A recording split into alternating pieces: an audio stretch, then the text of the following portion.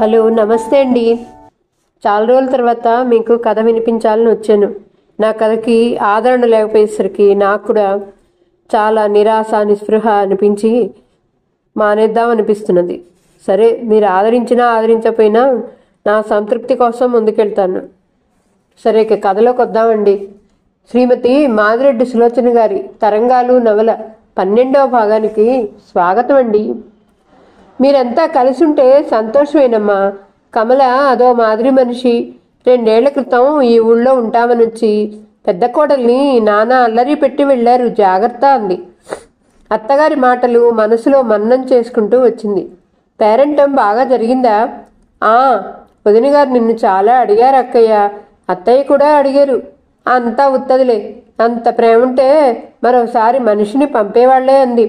పిన్ని, నాకు గైడ్లు కావాలి. కమల పెద్ద కొడుకు వినయ్ అడిగాడు. మీ చిన్నాన్నగారిని అడుగు బాబు అంది. అడిగాను పిన్ని, గైడ్లు కొనొద్దని కేకలేశారన్నాడు. 5వ క్లాసుకు గైడ్ దేనికయ్యా?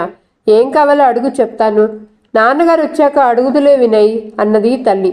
అతను వెళ్ళిపోయాడు. ఇప్పటి నుంచి గైడ్లు చదవటం మంచిది కాదక్కయ్యా, కొనివ్వాలని కాదు అంది. నాకెలా తెలుస్తుందమ్మా, చదువా పాడా అన్నది. మరేం మాట్లాడలేదు. కృష్ణుడు కబుర్లు చెప్పడంతో ఎంత చురుకో, పని చేయటంతో అంత మందం. అప్పుడే పడుకుంటున్నావేంరా? పొద్దుటే లేస్తానత్తయ్యా, నిద్రొస్తుంటే చదవబుద్ధి కాదు అన్నాడు ఆవలిస్తూ. విజయ్, నువ్వు ఇలా రా. బావగారు 2వ కొడుకును పిలిచింది. అతడొచ్చాడు. అతడు వెనకాలే వినుతా వచ్చింది. 9 దాటకమనిపే పడుకుంటే చదివేలా వస్తుంది. ఈరోజు అలసిపోయాను పిన్ని, రేపు చదువుతాను. వాడు వెళ్ళిపోయాడు. అమ్మాయి మాత్రం రాని అడిగి చెప్పించుకుంది. శేఖర్ వచ్చాక వెళ్ళిపోయింది. జ్ఞానా, నిన్నటి ఇండియన్ ఎక్స్ప్రెస్ వెతికి పట్టుకురా. చదవటానికి తీరికే లేదు. ఆమె పేపర్ కోసం వెతికింది, కనిపించలేదు. తోడుకోడలు కత్తిరించి పోసిన కాగితాల గుట్టలో ఓ ముక్కపై తారీఖు కనిపించింది. పేపర్ బజార్ నుండి తేవటానికి కూడా ఇంత ఆలస్యం అవదు. అతను విసుక్కున్నాడు. అక్కయ్య తెలియక కత్తిరించేసినట్టుంది, నెమ్మదిగా చెప్పింది. నువ్వేం చేస్తున్నావు? చదవని పేపర్లు జాగ్రత్తగా పెట్టుకోరు. అసలు నీకు ఇంటి మీద జాసే ఉంటే కదా. అతని అరుపులు బయటికి ఎక్కడ వినిపిస్తాయో అని భయపడసాగింది. 2వ రోజు గోపుతో చెప్పింది పేపర్ రాగానే గదిలో దాచమని. 3 రోజులు దాచాడు. 4వ రోజు కమలమ్మ కినుక వహించింది. పేపర్లు బంగారమా? దాచమని ఎందుకు చెప్పావు? నాతో ఒక్క మాట అంటే కొని తెప్పించుకునేదాన్నిగా అన్నది నిష్ఠూరంగా. బంగారం అని కాదక్క, మీ మరిది గారు ఒక్కొక్కసారి చదవరు. ఆదివారం అన్నీ ముందేసి కూర్చుంటారు. అందుకని నేను ఇస్తాను. పాతవి తీసిచ్చింది. మీ ఇంట్లో ఉంటూ స్వతంత్రంగా ప్రవర్తించటం నాదే తప్పమ్మా. నా ఇల్లని నేను అన్నానా అక్క? జాలిగా చూసి వెళ్ళిపోయింది. ఆదివారం పిల్లలంతా సినిమాకి వెళ్తామని గోల పెట్టారు. అందరినీ పంపింది. వాళ్ళ చదువు పర్యవేక్షించేదే లేదు. ఈ పాడలవాట్లు మాత్రం చెయ్యి కసురుకున్నాడు. పట్నంలో ఎంతమంది సినిమాలు చూడటం లేదమ్మా, ఖర్చని కాకపోతే. అసలు తప్పు మా వారిది. ఒకరింటి మీద వదిలేళ్లారు. తోడికోడలు సాధింపు. ఆడపిల్ల తప్ప 2 మగపిల్లలు ఎవరి మాట వినరు. వాళ్లకు తోడు కృష్ణుడు. ఎవరిని ఏమన్నా కష్టమే. తోడికోడలు నేర్చుకునేది ఎంతో గాని విరిగే సూదులకు, పోగొట్టే వస్తువులకు అంతే లేదు. ఖర్చులు పెరిగాయి. జ్ఞానా, మీ దగ్గర 25 రూపాయలు ఉన్నాయా? లేవండి, 5 రూపాయలు మాత్రం ఉన్నాయి. నోట్లు తింటున్నావులా ఉందే కసురుకున్నాడు. జవాబు చెప్పక పద్దుల పుస్తకం అతను ముందు పెట్టింది. అతను దాన్ని దూరం నెట్టి సిగరెట్ అంటించాడు. 1-2 కంటే ఏమో, 4గురిని ఉచితంగా పోషించాలంటే ఎలా కుదురుతుంది? ఈ విషయం అన్నయ్య ఆలోచించలేదా అన్నాడు చికాగ్గా. నాకెలా తెలుస్తుంది? వచ్చి 2 నెలలు దాటుతుంది. చూసి మంచి చెడ్డలు కనుక్కోవాలని తెలీదా అంది. వస్తారులే అన్నాడు శ్రీహరి. సరిగ్గా 4 రోజులకు కొడుక్కు కావలసిన దుస్తులు, పుస్తకాలు కొనిచ్చాడు. ఊరి నుండి నెయ్యి, బియ్యం తెచ్చి ఇచ్చి వెళ్ళాడు. వాళ్లకు నెల పరీక్షల్లో మార్కులు ఎలా వచ్చాయి? భర్త ఆ మాట జ్ఞాపకం చేశాక రాత్రి అడిగింది. మా బళ్ళో పరీక్షలు కాలేదు పిన్ని. 2 పిల్లలు బొంకేశారు. వినత మాత్రం తన పేపర్ తెచ్చి చూపించింది. ఇంగ్లీష్ మీడియం కాబట్టి కొన్నిట్లో ఫెయిల్ అయింది. కృష్ణ అంతే. వాళ్లతో 1 అరగంట కూర్చుని చదివించాలనుకుంది. మీరిద్దరూ చదువుకున్నవారు. మీ దగ్గరైతే చదువు సాగుతుందని మీ బావగారు అన్నారు. మీ పనులే గాని ఒక్కసారే నా పిల్లల్ని కూర్చోపెట్టరు, చూడరు. సమయం ఉంటే చూడమా అక్కయ్య? బయట పనిచేసి వచ్చాక అసలు చదువు చెప్పాలన్నా పిల్లలతో వాగాలన్నా తలనొప్పి వస్తుంది. ఇది మరీ చిత్రం అమ్మా. ఈ పక్కన అద్దెకుండా ఆయన లేస్తూనే పిల్లలకు చదువు చెప్పి ఆఫీస్కి వెళ్తాడు. జ్ఞానకు గుర్తొచ్చింది. పని మనిషి లేనప్పుడు ఉదయమే పెరట్లోకి వస్తే గొంతు చించుకొని తెలుగు పద్యాలు చదువుతూ పిల్లల చేత చదివించే పక్క అతన్ని పనివాళ్లంతా అతనే ఏదో కోర్సు చదివి పరీక్ష రాయిస్తాడేమోనని భ్రమపడేవాళ్ళు. ఆయనకు బయట ఏం పని ఉండదేమో అనిల్కి చెప్పగా చూశారా అన్నది. ఒక్కో రోజు సాయంత్రం వినయ్ ఇంటికి వచ్చేవాడు కాదు. ఎక్కడికి వెళ్ళావంటే ఎన్నో అబద్ధాలు చెప్పేవాడు. ఒక్కరోజు పాత నోట్బుక్ కోసం వెళ్తుంటే పిల్లల బల్లల సొరుగులో పరీక్షల ఆన్సర్ పేపర్లు దొరికాయి. ఇద్దరికి సున్నాలే వచ్చాయి. అది చూడగానే విపరీతంగా కోపం వచ్చింది. సాయంత్రం పేపర్లు తీసి నిలదీసి అడిగింది. మొదట మాకేం తెలియదన్నా, తర్వాత తప్పైందన్నారు. 12 ఏళ్ళు వచ్చాయి వినయ్ నీకు. నీ విషయాలు నీకు పట్టకపోతే ఎలా? 3 నెలల పరీక్షలు దగ్గరికి వస్తున్నాయి. పుస్తకం ముట్టుకోవు. ఈ రోజు నుండి 10 దాటాక చదవకపోతే మీ చిన్నాన్నగారితో చెప్తాను. శేఖర్ పేరు వింటే కాస్త భయపడతారు. ఎంతో భయపడినట్టు కూర్చున్నారు. హిందీ రావటం లేదంటే పుస్తకం తీసింది. అక్షరాలే రావు వినయ్కు. అక్షరాలు రాసిచ్చింది. బస్సులో వెళ్లాలంటే నానా యాతనగా ఉందమ్మా. రిక్షా కావాలంటున్నాడు వినయ్ అంది కమల. రిక్షాకి బోల్డ్ డబ్బులవుతాయి అక్కయ్య. మరో సంవత్సరం అయితే అనిల్ బస్సులోనే వెళ్తాడు. రోడ్లు అవి దాటడం రాదని రిక్షాలో పంపుతున్నా. వాడు అడగమన్నాడని అడిగాను. అనిల్కు వాళ్లకు పొత్తేమిటి? వాళ్ళ అమ్మా నాన్న ఇద్దరూ సంపాదించేవారే. విసురుగా అని వెళ్ళిపోయింది. సాయంత్రం కాసేపు షికారు తిరిగి వస్తామని పిల్లలంతా వెళ్లారు. త్వరగా వెళ్ళి రమ్మని చెప్పి ఆసుపత్రికి వెళ్ళిపోయింది. రాత్రి ఇంటికొచ్చేసరికి ఇంట్లో ఏ మూల కూర్చోవలసిన వారు ఆ మూల కూర్చున్నారు. అంతవరకు ఎక్కుతున్న అనిల్ తల్లిని చూడగానే బావురుమంటూ ఏడ్చేశాడు. ఎందుకురా, ఏమిటి? కొడుకును దగ్గరగా తీసుకుని అడిగింది. మళ్ళీ నోరు విప్పితే చంపేస్తాను. బండల వదిలేయి. శేఖర్ గర్జింపు విని అనిల్ దూరం జరిగాడు. జ్ఞాన గదిలోకి వెళ్ళింది. అంతని జోగొట్టుతున్నాడు అతను. వాళ్ళు అన్నదానికంతా సై సై అంటావు. సాయంత్రం ఈ మహానుభావులంతా చేరి రిక్షా వాళ్లతో పేకాట ఆడుతున్నారు. అదిరిపడింది. చిన్నపిల్లలు పేకాట ఆడుతున్నారా? అతని కోపం వస్తే మంచి చెడు ఏం తెలియవు. బాగానే పడుంటాయి అందరికీ అనుకుని వంటింటి వైపు వెళ్ళింది. అన్నీ నిండుగా ఉన్నాయి. నలుగురిని బాగా దెబ్బలు కొట్టారు మా బాబుగారు. చిన్నమ్మ బాగా భయపడింది. ఇప్పటి వరకు ఏడ్చింది. నెమ్మదిగా చెప్పాడు గోపు. కాళ్ళు చేతులు కడుక్కొచ్చింది. ఈ పూట ఎవరికి అన్నం పెట్టకు వెధవలు. అప్పుడే అబద్ధాలు, అడ్డమైన అలవాట్లు ఆజ్ఞాపించాడతను. అతనికి మాత్రమే వడ్డించింది.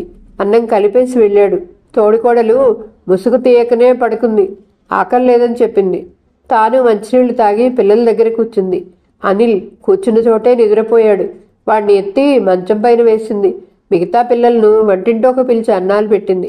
వాళ్ళు వెళ్ళిపోయాక అనిల్ను లేపి పాలు ఇవ్వాలనుకుంది. శేఖర్ మేలుకుంటే చేయాల్సినంత గొడవ చేస్తాడు. కళ్ళు ఒత్తుకొని బయటకొచ్చింది. రాత్రంతా కొడుకు కలవరింతలు. వద్దు డాడీ, నాకేం తెలీదు, మరొకసారి చెయ్యను డాడీ అని అరుస్తూనే ఉన్నాడు. వాడి దగ్గర పడుకుంది. తెల్లవారేసరికి విపరీతంగా జ్వరం ముంచుకొచ్చింది. మీరింటి పట్టునుంటే వాళ్లకు భయం ఉంటుంది. ఒక్కరోజు ఏదో చూసి ఇలా బాత్తారా? వాడికి ఏమన్నా అయితే? కన్నీటితో కినుకగా భర్త వంక చూసింది. అతను చూపులు దించుకున్నాడు. అనిల్కి బాగా ఈ బడికెళ్లేసరికి మరో వారం రోజులు పట్టింది. మిగతా వాళ్ళని పిల్లలతో బయటికి వెళ్ళనివ్వకని గోపుకు చెప్పి బయటకు వచ్చేసరికి గేటు దగ్గర వినయ్ ఎవరితోనో పోట్లాడుతున్నాడు. పిన్నిని చూస్తూనే అరుపులు మానేశాడు. నువ్వెళ్ళు, రేపు తప్పక తెస్తానుగా. నిజమండి, ఎన్ని రేపులు గడిచాయి? మీ వాళ్ళని అడగందే వెళ్ళను అతను అంటున్నాడు. ఎవరండి, ఏం కావాలి? ఈ చివరున్న హోటల్ నుండి వచ్చానమ్మా. 2 నెలల నుండి అబ్బాయి ఖాతా పెట్టి ఇడ్లీలు తిని కాఫీ తాగుతున్నాడు. ఇవాళ రేపు అంటూ తప్పించుకుంటున్నాడు. మాకు వ్యాపారం సాగొద్దా? అవునా వినయ్, ఇంట్లో నీకేం తక్కువైంది? తీక్షణంగా అడిగింది. అది కాదు పిన్ని. ఏది కాదు? చూడండి, ఇక మీద పిల్లలకు అరువు పెడితే దానికి మీరే బాధ్యులు. ఈ ఇంటి ఛాయలకు రాకూడదు. అతను ఇంతవరకు బిల్లు 1 తారీఖున తీసుకెళ్ళిపో. అతను తలూపు వెళ్ళిపోయాడు. ఏమిటమ్మా? కమలమ్మ బయటకొచ్చింది. విషయం విని కొడుకును కేకలు వేయకపోగా తోడుకోడల మీదే నిష్ఠూరం వేసింది. గుప్పెడన్నం తిని 2 రొట్టెలు తీసుకెళ్తే ఏ మూలకు? మాకు చాలీ చాలని జీతమైనా పిల్లలకు 4 సార్లు అన్నం పెట్టుకున్నాను. ఆకలికి తిన్నాడేమో, తల్లిదండ్రులు అలుసు ఇస్తున్నారు కాబట్టే పిల్లల్లా తయారవుతున్నారు.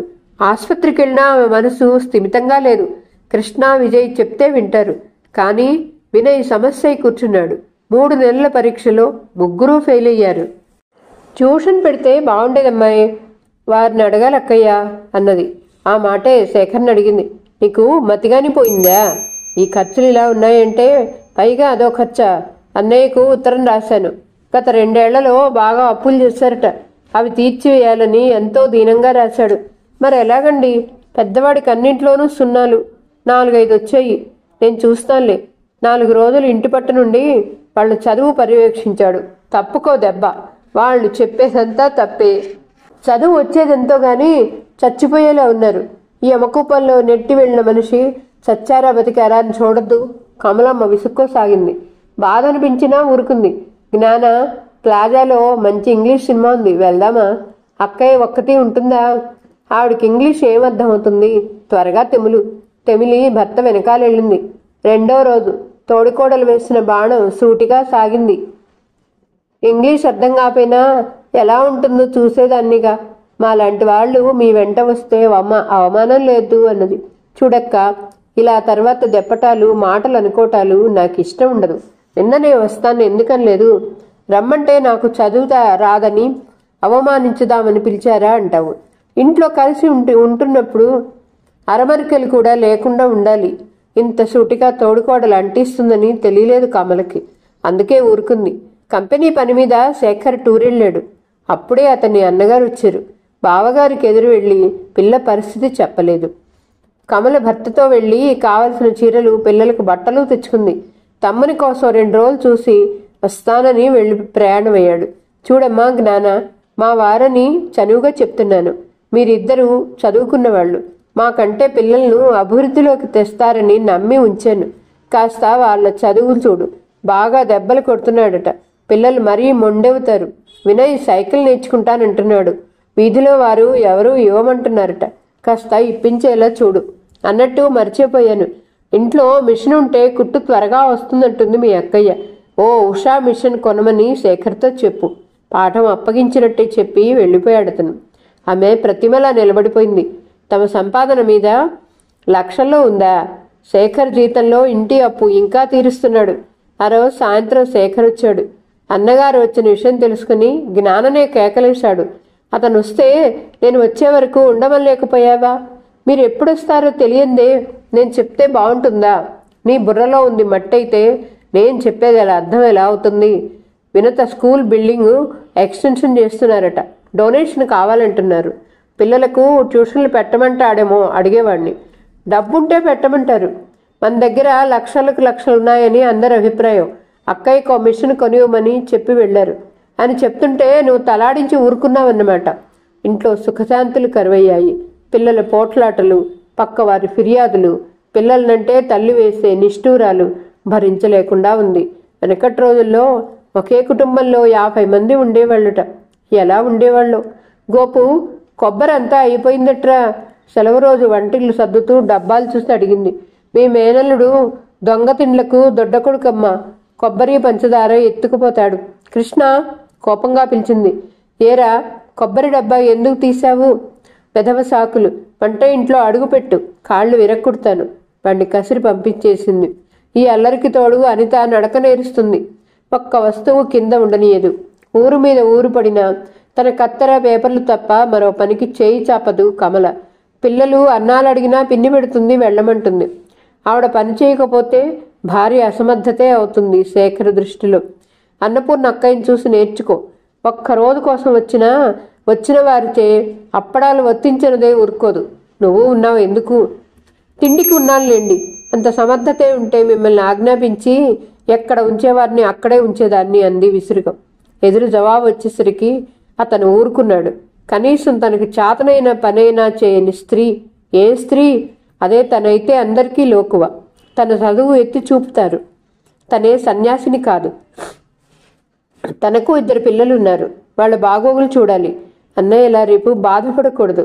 తన కుటుంబ సభ్యులు వారి మంచి చెడ్డలు చూడాల్సిన బాధ్యత తనపై ఉంది.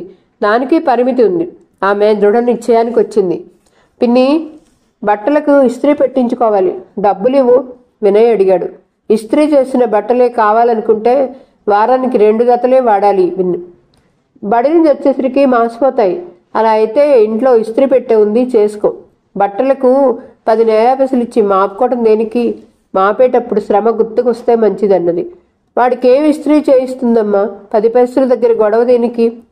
ప్రతి పని పుట్టగానే రాదక్క, నేర్చుకుంటే తప్పే ఉంది. మా ఇంట్లో పెట్టలేక చెమ్ములో నిప్పులు పోసి ఇస్త్రీ చేసుకునేవాళ్ళం అంది. వాడికంత దరిద్రం పట్టలేదు. రారా నేను ఇస్తాను. మీ నాన్న తెలివిలేనితనానికి అందరం పడి ఏడవాలి. విసురుగా కొడుకు చెయ్యి పట్టి లాక్కుపోయింది. మీ నాన్న లెక్క చేయనట్టే ఉరుకుంది. దాని ఫలితం సాయంత్రం కనిపించింది. ఇంటికి రాగానే గోపు పారిపోయాడనే వార్త అందింది. ఏం పిల్లాడమ్మా, గొడ్డును బాదినట్టు బాదితే మీ తోడుకోడలైనా కలగ చేసుకోలేదు, పని మనిషి చెప్పింది. ఎవరు బాదారు? ఎందుకు బాదారు? నాకేం తెలుసమ్మా. కాఫీ పెట్టమన్నాడట వినయ్ బాబు. పాలు లేవన్నాడని ఇష్టం వచ్చినట్టు కొట్టాడు. దాంతో వాడు చెప్పకనే పారిపోయాడు. వాడు పారిపోయినందుకు చింతిస్తున్నావు గాని వాడి పని బాగుందా? ఊరెళ్ళాడు. వంట ఇంటిలో అలమారకు తాళం వేసి తాళం చెవి దాచిపెట్టాడు. వినత పూలు కోస్తుంటే వద్దంటాడు. అది నిజమేనక్క. పారిపోయేలా కొడితే వాడి తల్లిదండ్రులు ఊరుకుంటారా? వాడి ఇల్లు చేరకపోతే అభాసపాలయ్యేదెవరు అన్నది వాడేమైపోయాడని మహా ఆరాటంగా ఉన్నది. శేఖర్ రాగానే వాడి సంగతి చెప్పింది. అతను కారు తీసుకుని స్టేషన్లు అన్నీ వెతికి వచ్చాడు. బస్సు డిపో దగ్గర కనిపించాడని పిలుచుకొచ్చాడు. బెల్ట్తో కొట్టాళ్లా ఉంది. శరీరమంతా కందిపోయింది. ఎంత బతిమాలిన వినయ్ వాళ్ళుంటే తను రానని ముండికేశాడు. వాడి జీతం వాడికిచ్చి పంపించేశారు.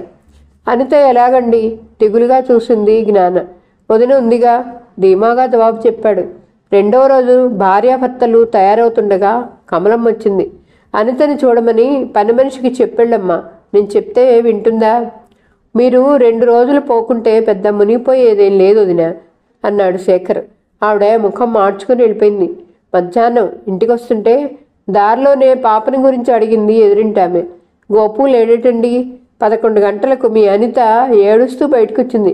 క్రాఫ్ట్ మాస్టారు ఎత్తుకుపోయి ఇంట్లో ఇచ్చారు అన్నది. అవునండి, వాడు ఊరెళ్ళాడు అన్నది త్వరగా అంటూ ఇంట్లోకొచ్చి తలుపులు చేరవేసి తోడికోడలు హాయిగా నిద్రపోతుంది. అనిత చాలా సీరియస్గా నీళ్లు పోసి కాగితాలు భూమికి అంటించే ప్రయత్నంలో ఉంది. తల్లిని చూసి నవ్వింది. ఎక్కడికి వెళ్ళావు తల్లి? కూతుర్ని హృదయానికి హత్తుకుంది. ఏం పిల్లమ్మ, వాడిని వదిలి వెళ్లేదానివేమో. బాగా ఎత్తు నేర్పాడు. ఎత్తుకొని చేయి నొప్పి పుట్టింది. విసుక్కుంటూ లేచింది. పనవ్వను పంపి మరో అమ్మాయిని పిలిపించి జీతానికి కుదిర్చింది. తన కూతురి కంటే ఎక్కువేం కాదు. మరో సంవత్సరం గడిస్తే అనిల్ని పంపినట్టు ఏ కిండర్ గార్డెన్ స్కూల్కో పంపితే పోతుంది అనుకుంది.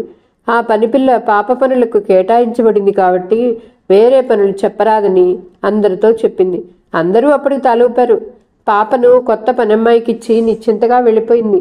డ్యూటీ పూర్తి చేసుకుని ఇంటికొస్తుండగా సుధ కారులో వచ్చి తన ఇంటికి పిలుచుకుపోయింది. ఇద్దరూ ఆ ఇంట్లోనే భోంచేశారు. వారం రోజుల నుండి ప్రయత్నిస్తున్నాను నీ దగ్గరకు రావాలని, వీలు పట్టలేదు. మీ ఇంటికి ఫోన్ పెట్టించవే, అవసరమైతే మాట్లాడుకోవచ్చు. నీ సలహా మా వారి చెవిన వేస్తానులే. నాతో పనుండి పిలిచావా? త్వరగా చెప్పు. పాప కొత్త పిల్ల దగ్గర ఎలా ఉందో ఏమో. తను అక్కడున్న మనసు ఇంటి మీదనే ఉంది. మా వారు 2 సంవత్సరాల కోసం మళ్ళీ అమెరికా వెళ్ళాలంటున్నారు. నేను వెళ్ళాలనుకుంటున్నాను. మాధవి నువ్వు కలిసి ఈ 2 సంవత్సరాలు నరసింహం చూసుకోండి. మేం వచ్చాక అభ్యంతరం లేదంటే ఇక్కడే పనిచేయొచ్చు. ఆసుపత్రిని ఇంకా ఎక్స్టెన్షన్ చేయాలనుకుంటున్నాం అన్నది. కంగ్రాచులేషన్స్. ఎప్పుడు ప్రయాణం? స్నేహితురాలు చెయ్యి నొక్కింది. ఇంకా నిశ్చయం కాలేదు. మీరు మీ అంగీకారం తెలిపాక ఇవన్నీ అప్పగించిన తర్వాత తారీఖు నిర్ణయించాలి. ఎక్స్చేంజ్, వీసా గొడవలు వేరే ఉన్నాయి. పిల్లల్ని అమ్మ చూసుకుంటుంది. మంచిది, మా వారితో మాట్లాడి చెప్తాను. లేచింది. నెగటివ్ రిప్లై రానియొద్దు. మా వారు నీపై చాలా నమ్మకం పెట్టుకున్నారు. కారులో వచ్చి వదిలిళ్ళింది. అనిత బాగా ఏడుస్తుంది. అంత క్రితం కూడా ఏడ్చిందని బొంగురుపోయిన గొంతే చెప్తుంది. పనిపిల్ల అంతగా ఏడుస్తుంటే నిశ్చింతగా నిద్రపోయిన తోడుకోడల్ని చూస్తూ మండిపోయింది. ఏమమ్మా, ఎందుకు, ఎవరేమన్నారు? కూతుర్ని ఎత్తుకుంది. పాలు తాగించావా? తాగించానంది పనిపిల్ల. అనిత వచ్చి రాని భాషలో చాటి చాటి అని చెప్పింది వెక్కిళ్ళ మధ్యలో. పాలుకలి పట్టాక తాగి అలసిపోయినట్టు నిద్రపోయింది. ఆ అమ్మాయి సరిగా పట్టలేదేమోనని పాప పాల కొలత నీళ్ల కొలత చూపించింది. రెండవ రోజు అదే తంతు. కూతురు ఏడుపుకు కారణం అర్థం కాలేదు. పరీక్షించి అనుమానంగా కడుపు నొప్పనికను మందిచ్చింది. 2 రోజులకే వడిలిపోయింది. మనసు ఇంటి దగ్గరే ఉంటుంది. పని అయిపోయిందని రోజు కంటే ముందుగా ఇల్లు చేరింది. పాలు అనేకంటే చల్లబడిన నీళ్లంటే బాగుంటుందేమో. అలాంటి నీటి సీసా చేతులతో పట్టుకొని నేల మీద పడుకొని తాగుతుంది అనిత. ఆ పక్కనే కాస్త దూరంలో పాలపొడి పంచదార ఒక ప్లేట్లో పోసుకొని చెంచాతో స్టైల్గా తింటుంది పనిపిల్ల. పాప కాళ్ళు ఆడిస్తే తనకు తాకిందని తన కాలుతో పాపకాలను దూరంగా నెడుతుంది. తల్లి హృదయం కోపంతో మండిపోయింది. అనుకోని విధంగా యజమానురాలు ప్రత్యక్షమయ్యేసరికి తడబాటుక సాసర్ తొడ కింద రాచేసింది. ఏ అమ్మాయి, వెళ్ళిపో, నా కళ్ళ ముందు ఉండకు, కూతుర్ని దగ్గరికి తీసుకొని అరిచింది. ఆ పిల్ల అదే చాలన్నట్టు పరుగు తీసింది. మళ్ళీ కావలసినంత పాలు పొడేసి పాలు పట్టింది కూతురికి. అప్పుడు అన్నం పెట్టుకొని తిన్నది. భర్త రాగానే విషయమంతా చెప్పింది. అతను ఆమె వంక చిత్రంగా చూశాడు. అదేం అలా చూస్తున్నారు? నువ్వు చాలా మారిపోయావు జ్ఞాన. అసహనం పెరుగుతోంది. ఆ సమయంలో నా స్థలంలో మీరుంటే దాని రక్తం కళ్ళ చూసేవాళ్ళు. పైగా నాదే అసహనం అంటారా? నిజంగా ఏ తల్లి కన్నదో గోపు దాన్ని ప్రాణంగా చూసేవాడు. నేను పాలు పట్టడం మర్చిపోయినా అతను మర్చిపోయేవాడు కాదు అన్నది నిట్టూరుస్తూ. ఆ రోజు సుధ ప్రస్తావించిన విషయం కూడా చెప్పింది. నీ ఇష్టం, నీకు శ్రమ అనుకోకపోతే పని చెయ్యి, తర్వాత బాధపడకూడదు. మీరంత నిర్లక్ష్యంగా ఉంటే ఎలాగండి? కాస్త మీ క్లబ్ను వదిలి సాయంత్రం ఇంటి దగ్గర ఉంటే పిల్లలకు పనివాళ్లకు భయం ఉంటుంది. మనం ఇంటి పట్టున ఉండే సమయం అందరికీ తెలుసు. మనం పని మనుషులను ఆశ్రయించే పరాధీనులమని తెలుసు. అందుకే ప్రతివారు మనల్ని ఆడించాలని చూస్తారు. మనం ఇంకా చిన్నపిల్లలం కావు, బాధ్యతలు పెరిగాయి. అలా అని మీ సరదాలు మానుకొమ్మని అన్ను. సెలవు రోజులు ఉండనే ఉన్నాయి. ముఖ్యంగా ఇద్దరం పనిచేసేటప్పుడు ఎన్నో విషయాలు ఆలోచించాలి. ఏమిటి ఉపన్యాసం? విసుగ్గా చూశాడు. నా మాటలు మీకు ఉపన్యాసంలాగే కనిపిస్తాయి. కోపం ప్రదర్శించి నా నోరు మూయించటం అయితే మీకు ఇష్టమే. నేనేం చెప్పేది ఇంక లేదు. నాలాంటి వాళ్ళకి పిల్లల్ని ఎందుకు ఇస్తాడో భగవంతుడు. ఆమె కంటి నుండి 2 కన్నీటి బొట్లు జారిపడ్డాయి. బాగుంది, ఎంత చదివినా ఆడలక్షణం వదలదు కాబోలు. నవ్వుతూ ఆమె కన్నీరు ఒత్తాడు. ఇంత చిన్న విషయానికి విచారిస్తారా? మీకు చిన్న విషయంలాగే కనిపిస్తుంది. మన సంపాదన, మన శ్రమ ఎవరికోసం? ఎవరికోసం ఏమిటి? మన కోసం, మన పిల్లల బాగోగుల కోసం. మన పిల్లల బాగోగుల కోసమని భ్రమపడుతున్నాం. మన పిల్లలు అర్ధాకలితో అలమటించిపోతున్నారు. పోయిన ఏడాదంతా క్లాస్ ఫస్ట్లో వచ్చిన పిల్లాడు ఈ సంవత్సరం పాస్ మార్కులు తెచ్చుకుంటున్నాడు. మన ఇద్దరికీ వాడిని చూసే తీరిక లేదు. మరొకరిని కుదిర్చే సత్తా లేదు. అతను ఆలోచనలో పడ్డాడు. ఆ రోజు సాయంత్రం ఇంట్లోనే ఉన్నాడు. పిల్లలందరూ భయంగా కూర్చొని పాఠాలు చదివారు. తను ఊరికినే మంచమే దొల్లుతుంటే మరిది ఏమనుకుంటాడో అనుకుందేమో. కమల కూడా వంట మనిషికి సాయం చేస్తూ వంటింట్లో కూర్చుంది. శేఖర్ అందర్నీ గమనిస్తూనే ఉన్నాడు. పాపను ప్రేమగా చూసేది వినుత, కృష్ణుడే. అతను ఎన్నో రోజులు ఇంటి పట్టున ఉండలేకపోయాడు. పిల్లల సమస్య అలా ఉంచి పాప సమస్య అతని ముందు నిలిచింది. పాప విషయంలో వదిన గారిని కేకలేశాడు కూడాను. ఆదివారం ఎవరికీ చెప్పకుండా వెళ్ళి గోపును పిలుచుకొచ్చాడు. వదిన వస్తే ఇల్లంతా పర్యవేక్షిస్తుంది. ఆమెను ఆర్థికంగా మనం ఆదుకుంటే మనకు అండగా ఉంటుందనుకుంటే ఈ మనిషి తనకేం పట్టనట్టు ఉంటుందే. ఆ మాట నేను మొదటే చెప్పానా? ఆవిడ కుట్టును వచ్చుకోవడానికి వెళ్ళేది నామకార్థానికే. కొలతలను బట్టి ఫ్రాకులు, జాకెట్లు మేము కత్తిరించుకోవటం లేదు. చేతిరుమాలు కత్తిరించాలన్నా కొలతలున్న పుస్తకం ముందు పెట్టుకొని కూర్చుంటుంది. మనిషికి సంకల్పం, ఉత్సాహం ఉండాలి. ఏదో అవతలి వాళ్ళు ఉద్యోగం చేస్తున్నారు, నేను ఏదో మిషతో బయటికి వెళ్ళాలనుకుంటే వస్తుందా? అబ్బాబ్బా, ఎంత పెద్ద డైలాగు! నవ్వాడు. కొన్నాళ్లకైనా అతనికి నిజం తెలిసినందుకు సంతోషంగా ఉంది. విజయ్ కొంత పర్వాలేదు, అన్నిట్లో పాస్ మార్కులు తెచ్చుకుంటున్నాడు. కానీ వినయ ప్రవర్తన అవినయంగానే ఉంది. పిన్నిని, చిన్నాన్నను డబ్బులు అడిగి విసిగిపోయి తనే తీసుకోవటం నేర్చాడు. జ్ఞాన ఏమీ అనలేకపోతుంది. ఒక్కడే లేడు. దొంగతనం అటు కృష్ణ, గోపు, అనిల్ ఇంతమందిపై పడుతుంది. శేఖర్ అన్నగారు వచ్చారు. అతనితో పిల్లల విషయాలు ఎలా చెప్పాలో తెలియక భార్యాభర్తలు తికమక పడసాగారు. అతనే విషయాలు కదిల్చాడు. ఏమిట్రా శేఖర్, నిన్ను నమ్మి పిల్లల్ని వదిలేళ్తే వినయ్ అన్నిట్లో పడిపోయాడు. అక్కడే నేను పాస్ మార్కులు వచ్చేవా? టీచర్లను భయపెట్టి తెచ్చుకునేవాడా? బాగుంది. ఒకసారి వాడు టీచరే అన్నాడు. ఇంగ్లీష్ వాడు మాట్లాడినట్టు పెద్ద పెద్ద ఆఫీసర్లు కూడా మాట్లాడరని. కమలమ్మ దీర్ఘం తీసింది. ఆ తప్పు ఆలోచనలతోనే పిల్లల్ని పాడు చేస్తున్నారు వదిన. అంత వచ్చిన వాడు ఫెయిల్ అయ్యాడు దేనికి?